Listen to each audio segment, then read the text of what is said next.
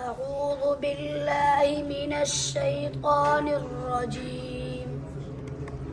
بسم الله الرحمن الرحيم.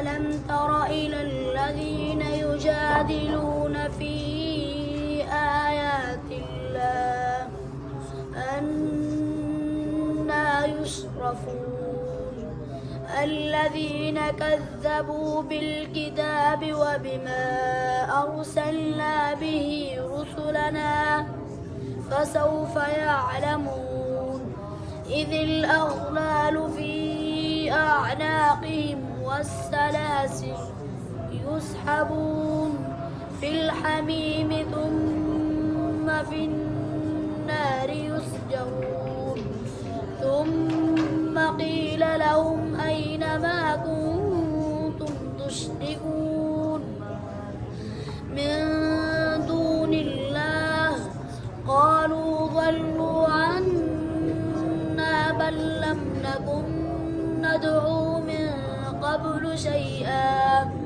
كذلك يضل الله الكافرين ذلكم بما كنتم تفرحون في الأرض بغير الحق وبما كنتم تمرحون ادخلوا أبواب جهنم خالدين فيها فبئس مثوى المتكبرين فاصبر إن وعد الله حق فإما نرينك بعض الذي نعدهم أو نتوفينك فإلينا يرجعون صدق الله العظيم.